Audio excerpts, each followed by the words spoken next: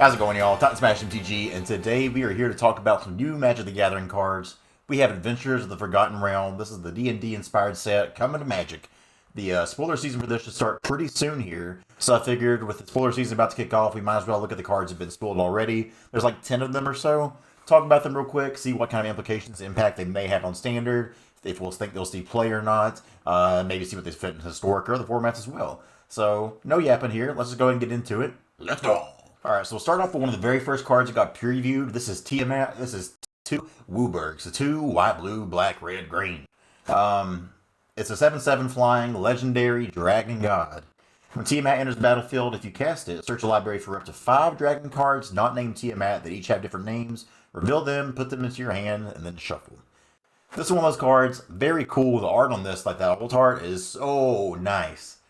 But I don't think for Standard this sees play anywhere. A 7 mana, 7/7 flyer that gets you a lot of cards. Granted, getting you a lot of cards like that is super nice when they're guaranteed. But the fact that you can't put them into play right away, I just don't see a way this is super playable here. It's a really neat card. Obviously, like anything that gets a throwback to Tiamat is super cool. But as far as standard playability, not sure about this one.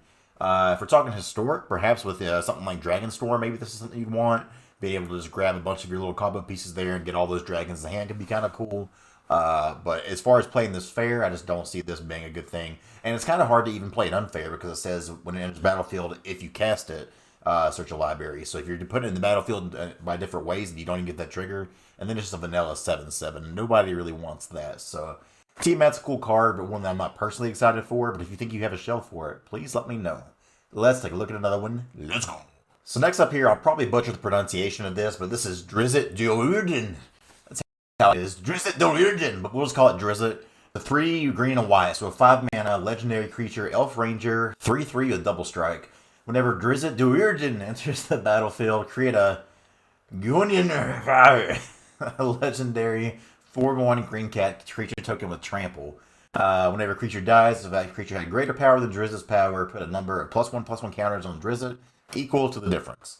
So you get a 3/3 and a 4/1 for 5 mana, which is already pretty sweet. And that's just when it enters the battlefield, so you can blink this, by the way. So this will play well with Yorion, this will play well with Ephemerate and Historic. There's a lot of different ways you're going to want to do this. We saw thoughts of this available in Standard, Charming Prince. Perhaps we get a Bant Flash deck, or a Bant, Bant Flash deck. Not Flash, but Bant Bounce. Blink. Blink is the word we're looking for. So maybe we get a Bant Blink deck with this kind of card here, which is super, super cool. But a 3/3 a double strike for 5 on its face is kind of boring. But the fact that it gets another body put on the battlefield, if that other body dies, then your Drizzle grows. And also, you just have all those different ways to do things with this and bounce stuff. This is a really cool card. I think this one actually does see play. 5 mana, you need to kind of do a lot, but I think providing 2 bodies that are pretty sizable and reasonable. I mean, that right there, if you're putting this on an empty board and swinging the next turn, that's 10 damage coming to somebody. So that's kind of scary there. So Drizzle, super cool card. The kind of card I'm all about here. I'll definitely be playing some decks with this card here. Let's take a look at another one. Let's go. So following here of cards that are kind of hard to pronounce. This is Brunor Battlehammer. I think this is Brunor is how you'd say that. Brunor Battlehammer. 2 red white, 5/3 legendary dwarf warrior. Uncommon. Each creature you control gets +2/+0 for each equipment attached to it. You may pay 0 rather than pay the equip cost of the first equip ability you activate each turn. So a 5/3 for 4, already decent enough stats there. Down to 3 toughness, really wish that was 4. 3 toughness still dies to a lot in the format, but it dodges Stomp. And 5 power for 4 mana is awfully nice. Each creature you control gets +2/+0 for each equipment attached to it. There's a lot of ways you can make that really disgusting, especially in Historic, and there's a lot of cheap artifact equipment kind of things here. And this is all we need. It's just another way to make Embercleave a little bit better. So glad that that's there. So I think this is actually a kind of sweet card and one that may be a little bit underrated here. The fact that it's a warrior means this plays well with Nahiri and cards like that also care about equipment matters. So maybe those cards that we kind of got to ignore a little bit, don't get to play with as much when they first came out, maybe Nahiri and some warriors packages and things like that could shine now. And the fact that you can pay 0 to equip here means that there's a lot of different broken things you can do. Unfortunately, we can't do Colossus Hammer in Standard, but pay 0 for Colossus Hammer, that's kind of sick. So I think this is actually a pretty neat card. I don't think this is quite there at Standard playability, but this is a reason to maybe explore Nahiri packages again in Standard. So very neat card here. Let's take a look at another one. Let's go. So now to talk about the card that I actually think is the best one that's been previewed so far, and it's kind of unassuming on its face, but Prosperous Innkeeper I think is super, super good. It's a 1 green, 1/1 creature, halfling citizen. Pretty unique. It's probably a good thing it's not a human. I think this would slot right in some even like modern humans. But a 2-mana 1/1 when it enters the battlefield, create a treasure token. Nice. When another creature enters the battlefield under your control, you gain 1 life. So not only are you gaining life for every creature that you play, but the big part of this is making a treasure token. This is doing Wily Goblin kind of things, which is already very playable in Goblin's decks. Making a treasure token for 2 mana here means that you're kind of getting that guaranteed ramp on turn 2. Make mana of any color here, and the mana constrictions to cast this is way easy because 1 and a green, that's super simple. So not only does it, like, if this was just a 2 mana make a treasure token on ETB and be a 1/1, it'd already be playable enough. That's still fine. But now the fact that you also get to gain life every time a creature enters the battlefield under your control, that's really good. So, I mean, I think this card is super, super sick. It's going to be one of those that people don't really pay much attention to for a lot of the time because it's not super flashy. It's not super exciting. But this is very, very good. So this is one of those cards, like, if you told me this was from Throne of Eldraine, I would not have been surprised at all. And it's an Innkeeper, so I mean, come on. But apparently if you're an Innkeeper, you just got little busted stats here. They may be 1/1s, but they're 1/1s that do a lot of things. So Prosperous Innkeeper, I think it's the new best card we've seen so far. Let's see if they can beat it, though. Let's take a look at another card. Let's go. Alright, the last creature we'll look at here, this is Flump. This is one of the semi-newer ones that got previewed in spoiler season before it actually starts. Flump is a 1 and a white, 0/4 jellyfish. Defender and flying. Okay. Whenever Flump is dealt damage, you and target opponent each draw a card. If this isn't the most white card I've ever seen, I don't know what is. It's a 2 mana 0/4 defender and flying, which is already pretty unexciting, but maybe a control deck would want that. Whenever it's dealt damage, you see the draw card there, and you're like, hey, maybe white got something here, but nope, because each opponent draws a card too. This just isn't good. Don't play this in your standard deck, it ain't gonna be worth it. Let's take a look at another card. Let's go. So we got 1 new Planeswalker that's been revealed so far. This is Loaf, Spider Queen. This is 3 double black, so a 5 mana Planeswalker starting at 4 loyalty.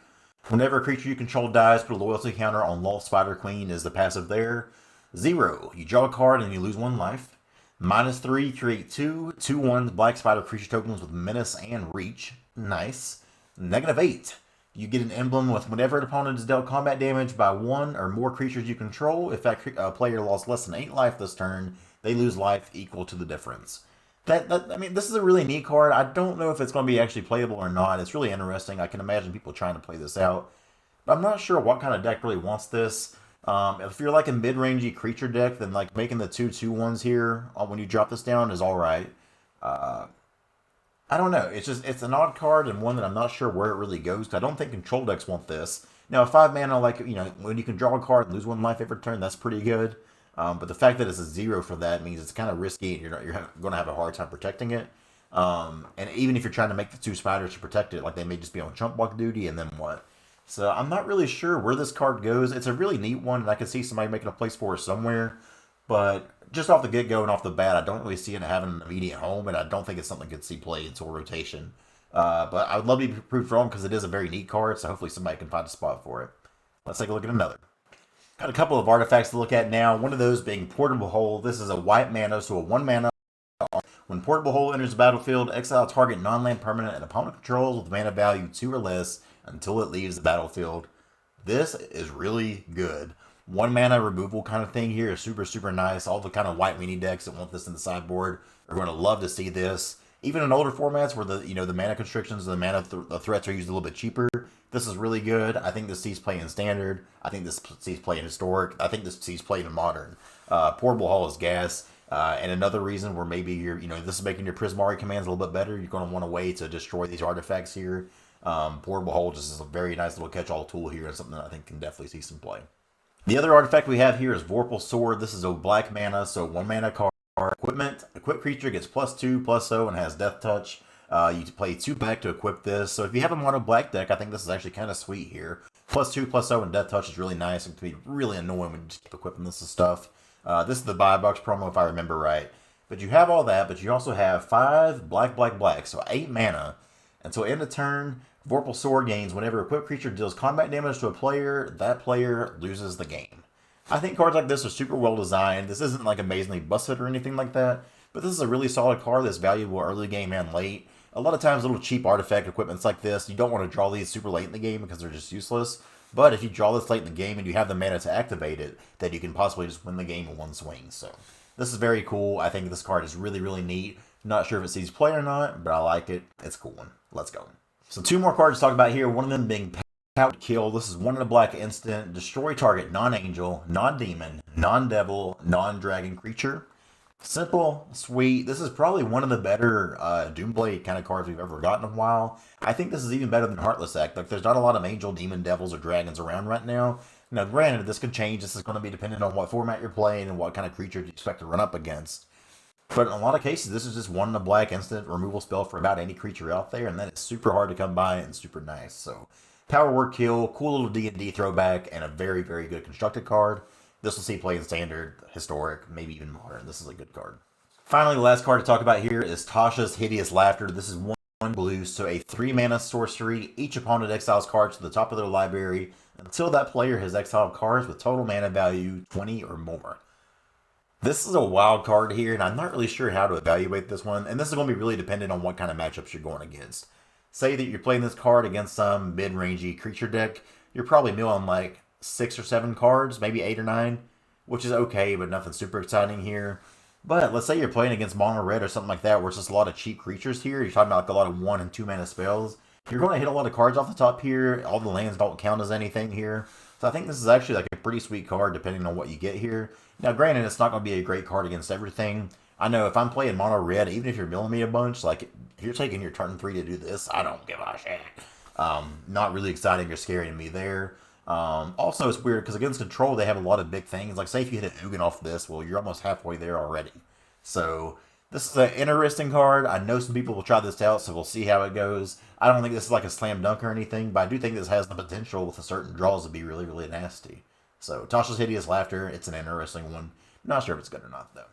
So that's what we got here for Adventures of the Forgotten Realm. Hope you all enjoyed. If you did, like, comment, subscribe. Let me know what you're all looking forward to in this set. If you got any cards from D&D, maybe you expect to make an appearance here. And we'll go from there.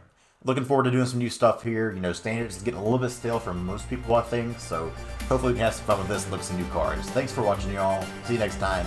Let's go!